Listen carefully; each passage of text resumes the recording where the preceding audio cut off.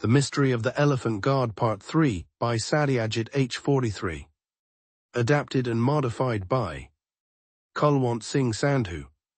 The Mystery of the Elephant God. 5. On our way back from Mr. Ghosh's house, we decided to take a short cut through an alley, away from the traffic on the main road. Here too, a few sheep and lambs were roaming about. Lalmohan Babu prodded a lamb gently with his umbrella to get it out of the way and said, "Shall I tell you something, Felu Babu, about myself? You see, when I visit a new place, I like to get into the spirit of things, live like the locals and act like the natives. In fact, when we were in Rajasthan, I kept thinking of myself as a Rajput. A couple of times I even put up my hand to feel my pugri, and was most surprised to find my bald dome instead. And here, have you been startled to discover the absence of long, matted hair like a sadhu? No, but I must confess the thought that the whole world is but an illusion did cross my mind yesterday when we were at the Ghat. Today, walking through this alley, I would have been quite happy to have a dagger hanging from my waist. It's the atmosphere, isn't it?" He continued to expound on his theory, but I did not pay much attention. I had caught sight of the same figure that had followed us the day before. Among the various people who were either returning from the Ghat or going to it, or crowding around shops, was this man, wearing tight pajamas that peeped out from under a purple blanket which covered the rest of his body, including his face. He was following us doggedly at a distance of about 10 yards.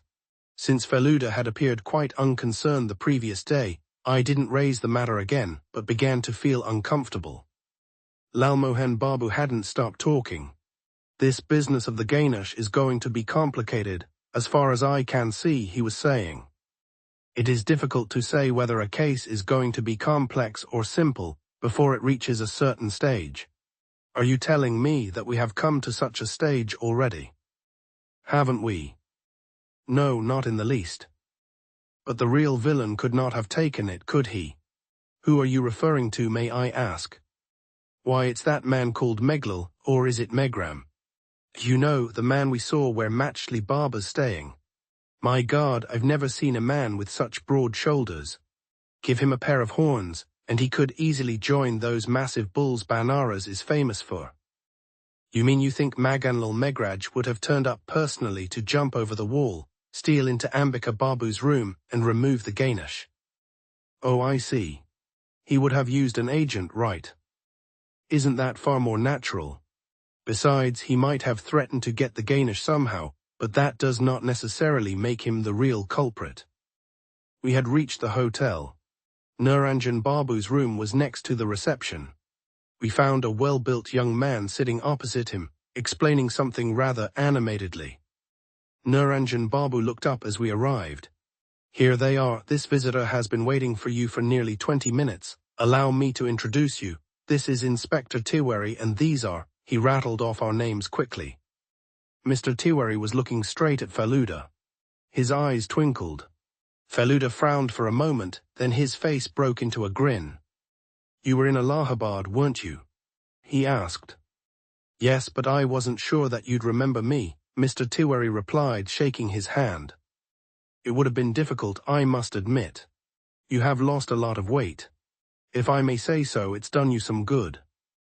Mr. Tiwari laughed. His height was about the same as Feluda's, and he looked just as trim. A couple of years ago, Feluda had to go to Allahabad in connection with a case. He had obviously met Mr. Tiwari then. "I'd gone to meet Mr. Ghosh last night," said Mr. Tiwari, "after you had left. He told me of your arrival and where you were staying." Niranjan Babu rang for tea. We all sat down. "I must say this is a relief," Feluda said to the inspector. "I was beginning to worry about how the police might react to my presence. I know I won't have any problems with you. 2 heads are better than 1, aren't they? And it does appear to be a difficult case." Mr. Tiwari's face fell. He forced a smile and said slowly, "Yes, Mr. Mira, it is so very difficult that I came to tell you to stay out of it." "Why?" "Because Maganlal is involved in this. In fact, I'm concerned that you've already been to Mr. Ghosh's house. You must be very careful. Maganlal has a team of hired hooligans working for him."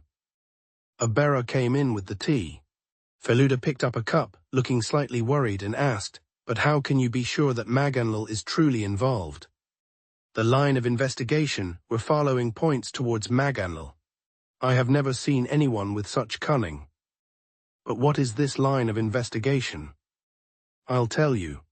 Have you met everyone in the Gharshal household? Yes, all except the servants. Did you see Shashi Babu? Yes, we met him this morning and his son. Yes, he was working with his father. Did you know Shashi Babu has another son? Does he? No, we didn't know that. This other son is called Nirai. A bad type, very bad. He's only 18, but there's very little he hasn't tried his hand at. Supposing he has joined Maganlal's gang. Feluda raised a hand. I get it, Maganlal would get Nirai to work through either his father or brother to get the Ganesh. Exactly. Nirai could easily be persuaded to use force, even on his own family. So I suggest you take it easy, at least for the time being.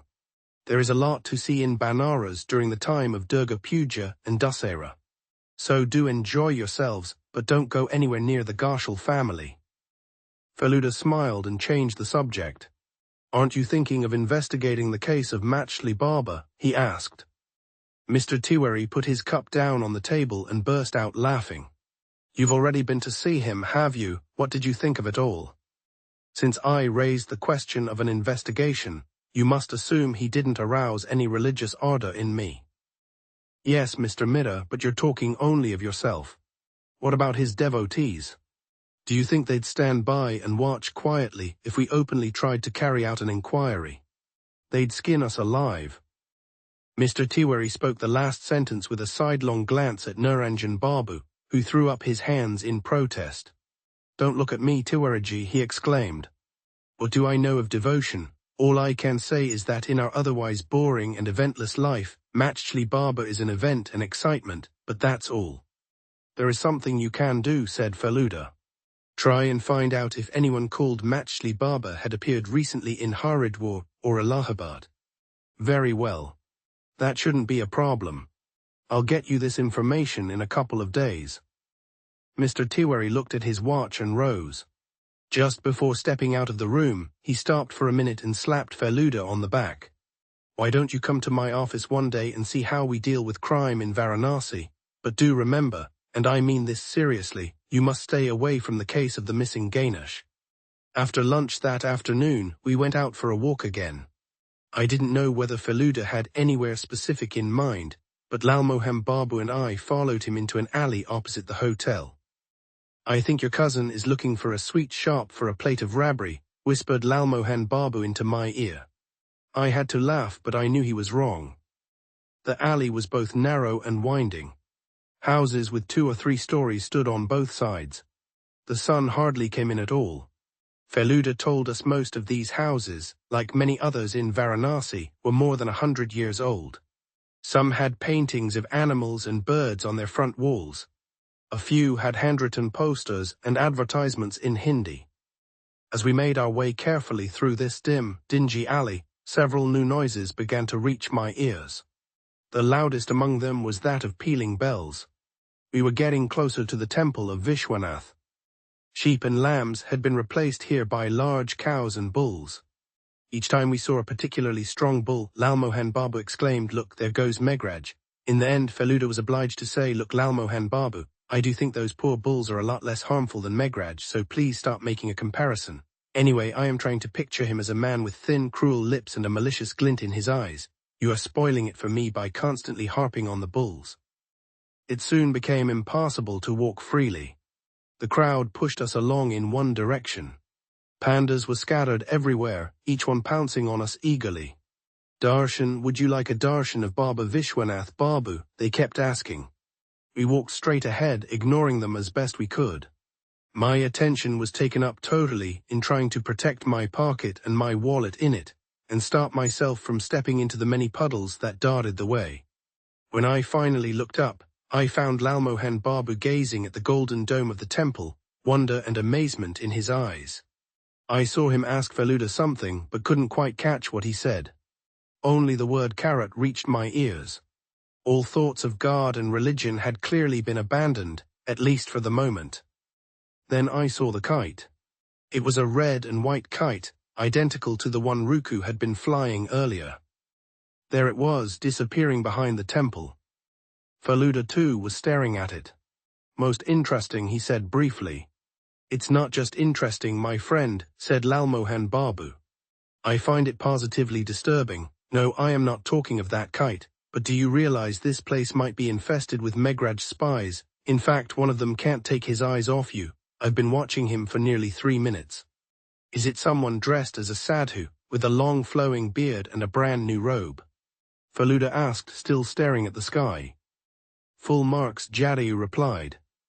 Now I noticed the man. He was standing near a shop laden with flowers, incense, and vermilion. As we passed him, Feluda stopped for a second and said Jai Baba Vishwanath in a very loud voice. This nearly made me burst out laughing, but I controlled myself.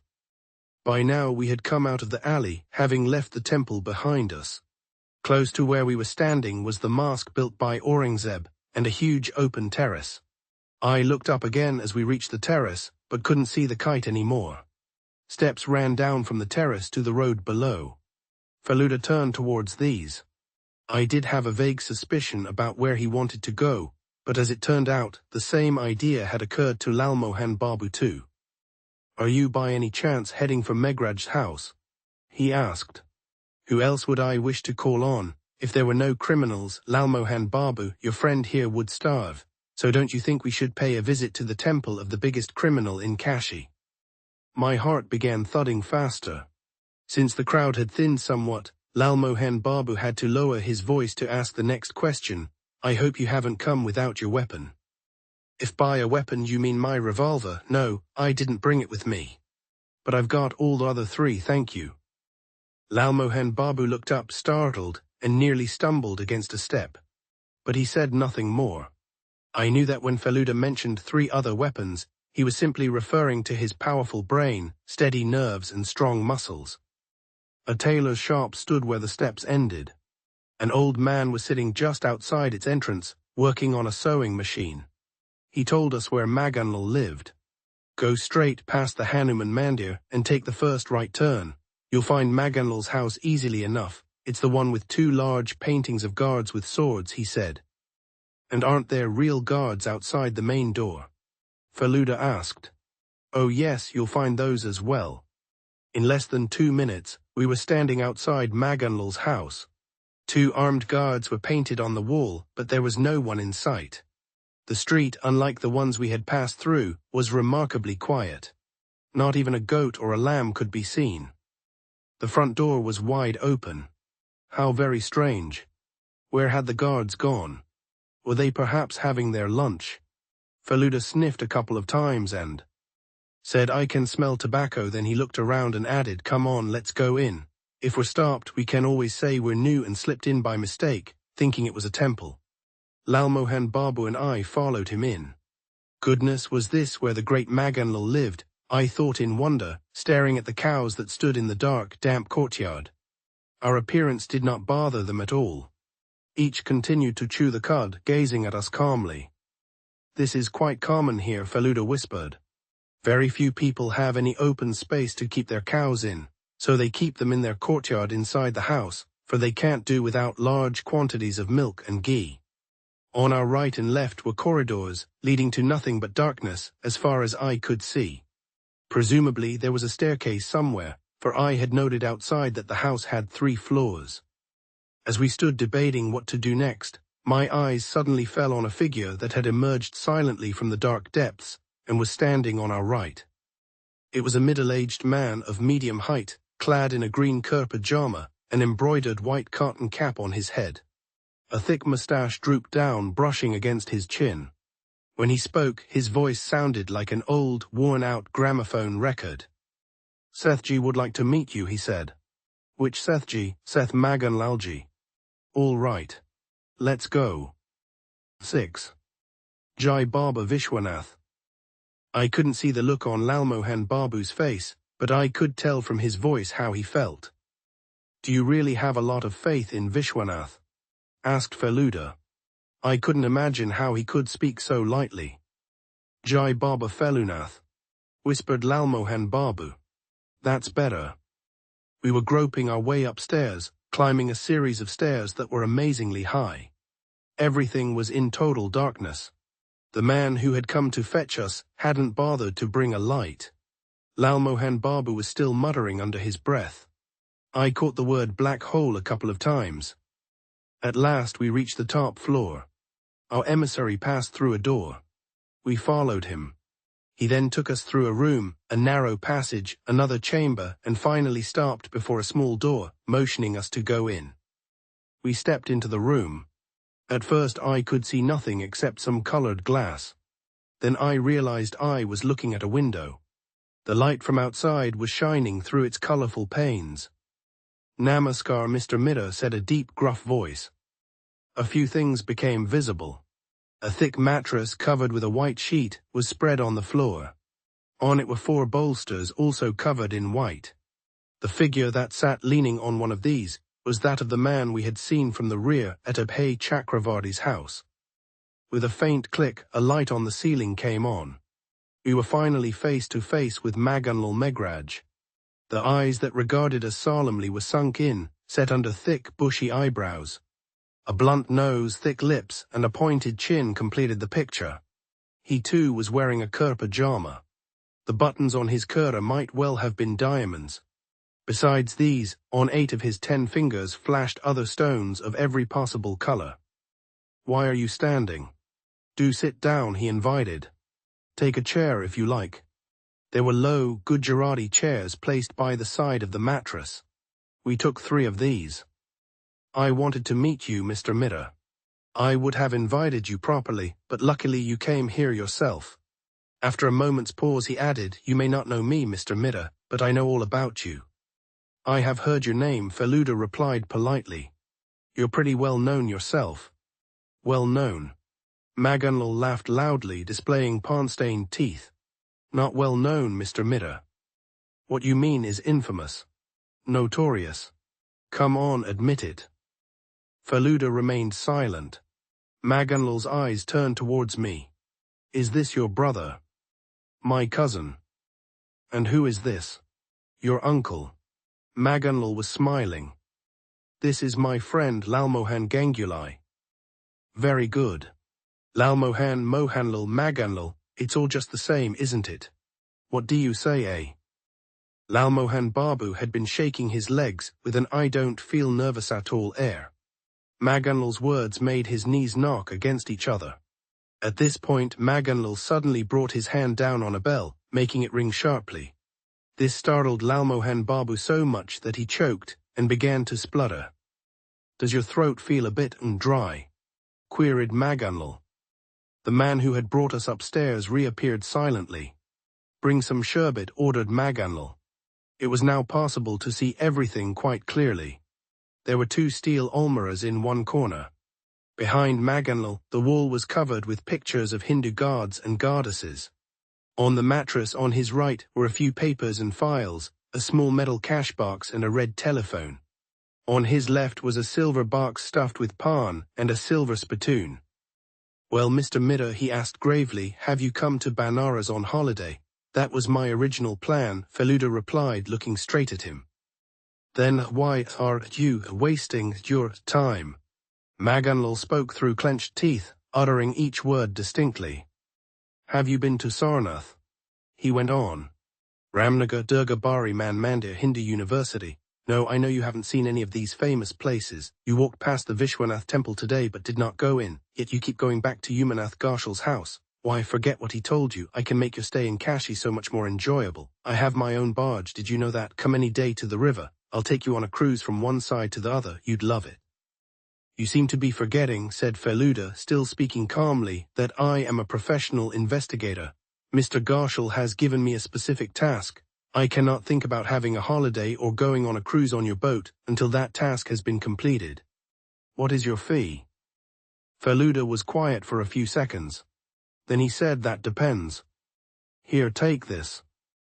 I gave an involuntary gasp. Maganlal had opened the cash box and taken out a large fistful of 100-rupee notes. He was now offering these to Feluda. Feluda's lips became set. I do not, he said clearly, accept a fee without having done anything to earn it. I see, I see.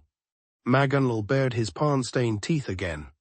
But how will you earn it, Mr. Mitter? How can you catch a thief when there has been no theft? What do you mean? This time even Feluda sounded surprised. If no one stole anything, where has it gone? It said Maganlal was sold to me. I paid Umanath 30,000 for it. What rubbish is this? How could Feluda talk like this? My hands began to feel clammy.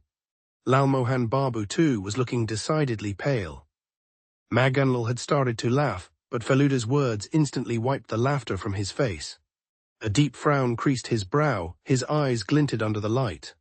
Rubbish? Maganlal doesn't talk rubbish, Mr. Mitter. Obviously you don't know enough about Umanath and his affairs. Did you know his business isn't doing well? Are you aware how much he owes people? Did anyone tell you Umanath himself called me over to his house and took the Ganesh out of the chest? How do you propose to catch the culprit when it is none other than your client himself? I still don't understand, Maganlalji, Feluda answered. Why should Mr. Gharshal have to steal the Ganesh? Why couldn't he simply take it out openly if he had decided to sell it to you? That Ganesh did not belong only to Umanath. It was the property of his family. His brother, who lives in England, and his father had an equal claim on it. It was his father who had had it all along, and he has certainly been lucky. Just look at how much money he's earned, and what comfort he lives in. Umanath would never have dared tell his father he was selling the most precious heirloom. Feluda appeared to be thinking. Was he beginning to believe Maganlal? I'll tell you. Maganlal sat up.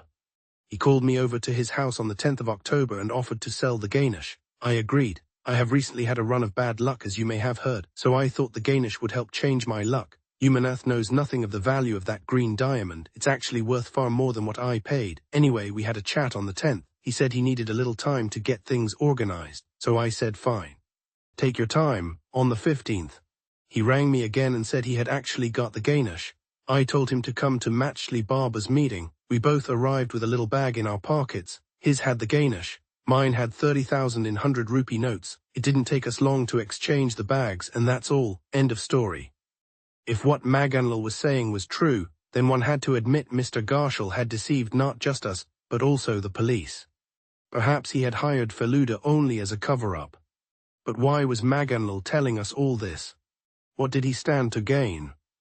To my surprise, Feluda asked him the same question. Maganlal's small eyes narrowed further. I know you are an intelligent man, Mr. Mitter, he proclaimed. In fact, your intelligence is reputed to be extraordinary. If you began an investigation, would you not have discovered the truth? And if you did, how do you suppose Umanath and I would have looked? The police would have driven us mad. After all, our dealing wasn't exactly legal and above board, was it? Surely you can see that. Feluda did not say anything immediately.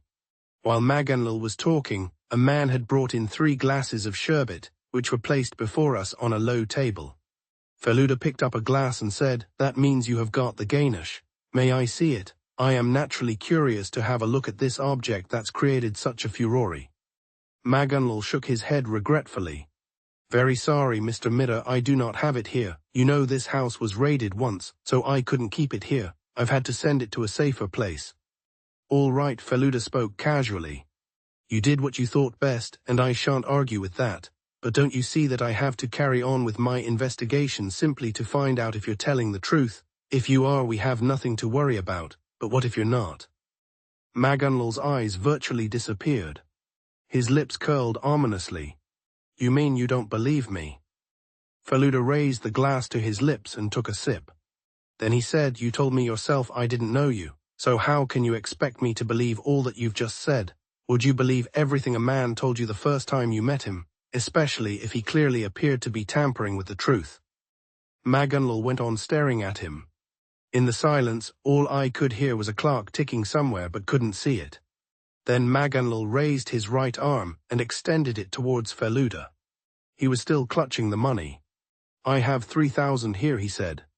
"Take it, Mr. Mitter, and enjoy yourself. Have a good holiday with your cousin and your uncle."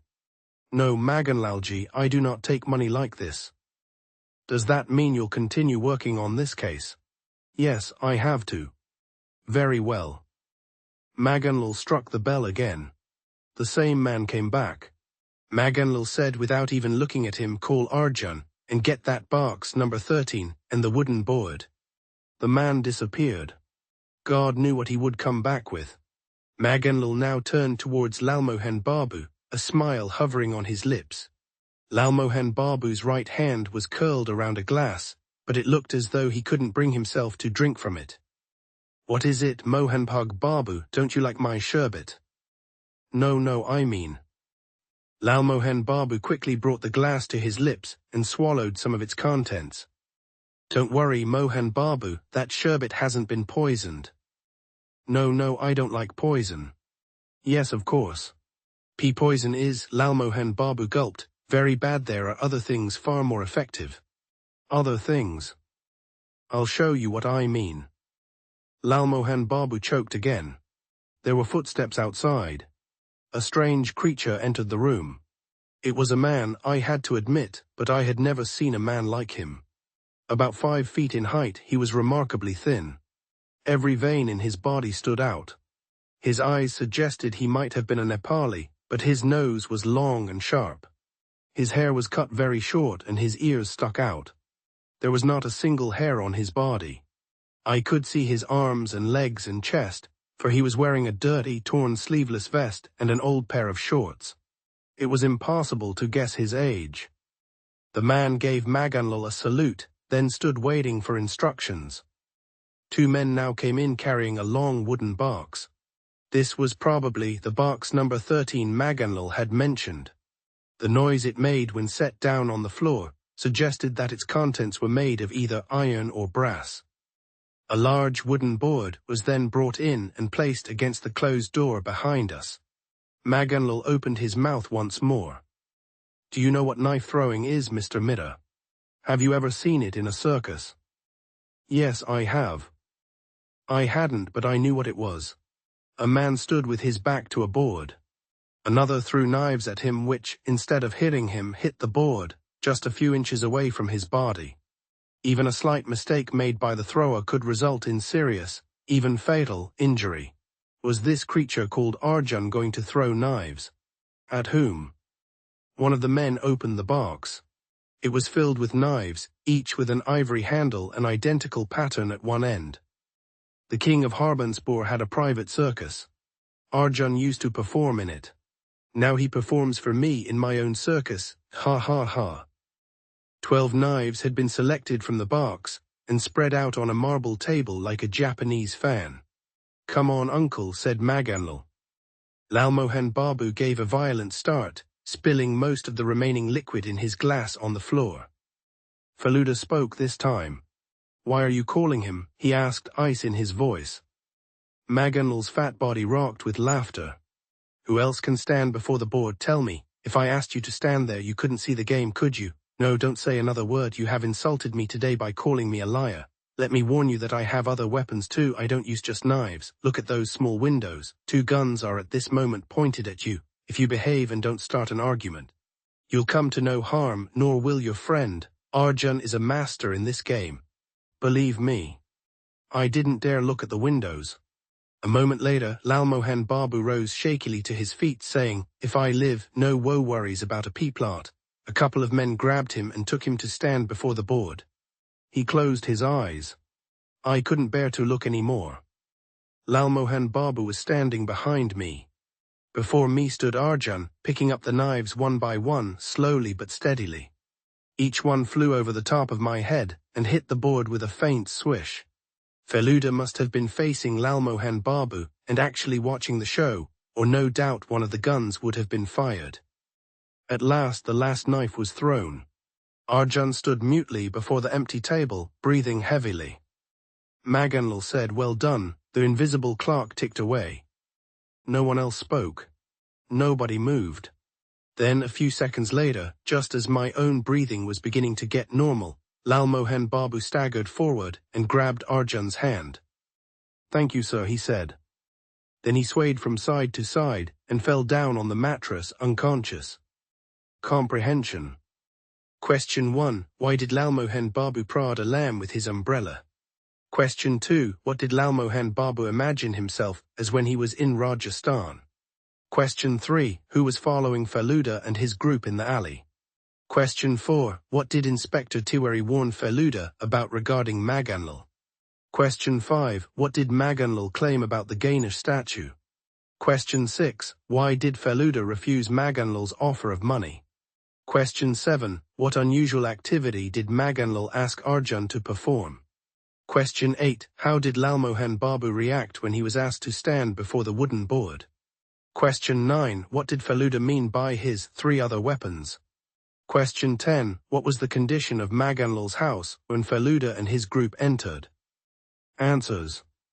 Answer 1. Lalmohan Babu prodded a lamb with his umbrella to gently move it out of the way. Answer 2. In Rajasthan, Lalmohan Babu imagined himself as a Rajput. Answer 3. A man wearing tight pajamas and a purple blanket covering his body and face was following Feluda and his group.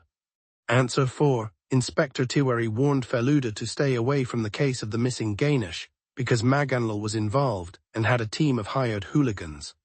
Answer 5. Maganlal claimed that Umanath Ghoshal sold the Ganesh statue to him for 30,000 rupees. Answer 6. Feluda refused Maganlal's money because he does not accept a fee without earning it through his work as an investigator. Answer 7. Maganlal asked Arjun to perform knife throwing, targeting a wooden board with Lalmohan Babu standing in front of it. Answer 8. Lalmohan Babu rose shakily, closed his eyes, and was so frightened that he eventually fainted after the knife throwing. Answer 9. Feluda's 3 other weapons referred to his powerful brain, steady nerves, and strong muscles. Answer 10. Maganlal's house had an open front door, no visible guards, and cows in a dark, damp courtyard.